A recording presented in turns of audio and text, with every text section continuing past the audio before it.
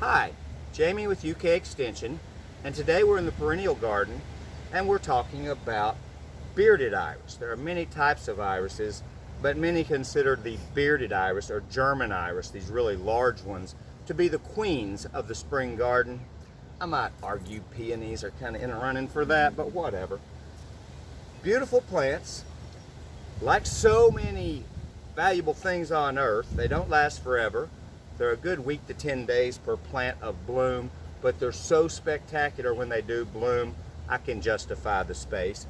Also, after flowering, this vertical foliage is a really nice thing to have in the garden, even when the blooms are long since gone. Bearded iris, and they're called bearded iris because of this little beard, comes in various colors, but this little fuzzy part is the beard of that iris. Among the easier ones to grow, some things they will not tolerate: less than full sun, a lot of weed competition or grass competition. They have to be kept clean, and they really don't like wet or damp soils. So if you can get them, they are tolerant of fairly poor soils. They don't need wonderful rich soils, but they must be dry in the winter, and they want to be kind of on the drier side throughout the whole growing season. Bearded iris are readily available, and you can find all sorts of fancy colors and combinations and things. Just like so many flowers, the biggest, fanciest ones are often the most highly bred and may not be the most vigorous or easiest to grow. I personally grow a lot of the older bearded iris from the 40s and 50s that are a little plainer than this, but you've seen them all growing in ditches where they do compete with fescue and weeds. It's just a slightly different, more vigorous animal than these newer cultivars. Iris foliage should naturally be clean. This is a beautiful clump of healthy, clean iris foliage.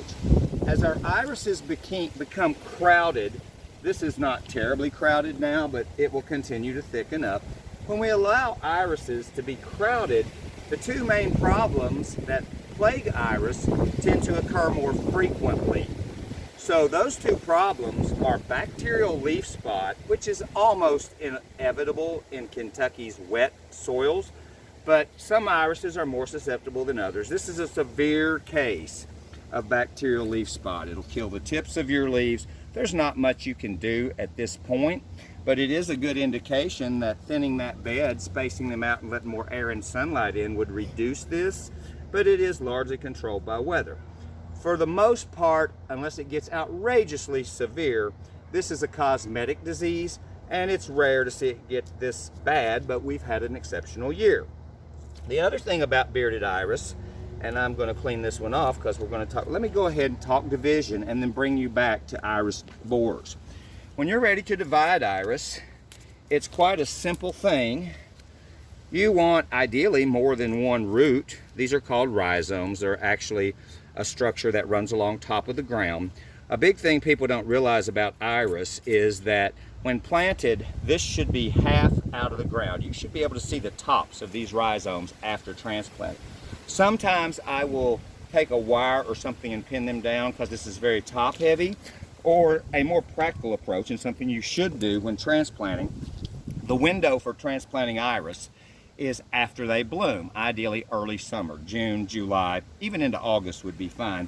But when you take them up, it's far easier, my knife is not terribly sharp, to take the foliage off, and not only will that help stabilize it, you may still need to pin it, but that's the kind of division you would put back in the ground, and all the majority of the new growth will go away from these fans. So orient this in a way that you want growth produced in this direction. Now that I have this exposed, I want to show you what happens with iris borer, which these do not have. But the other very common problem for bearded iris is iris borer, which is a little soil-dwelling grub that will bore into the iris, usually on the bottom side, and will hollow out these roots over the course of the summer. You can spray for that in May, but I find that if I keep mine spread out and divided frequently, I can avoid a lot of this problem too, just because plants that are not stressed tend to be healthier plants and can take care of more of their own problems. So bearded iris are blooming all over the bluegrass every spring. Friends are usually happy to share because they grow so rapidly and they're so easy. And they're just a very lovely traditional garden flower. So try some bearded iris in your garden. You can seek out those older varieties if you want something a little more durable, but the fancy ones are hard to pass up too. Put some bearded iris in, you'll enjoy them for years.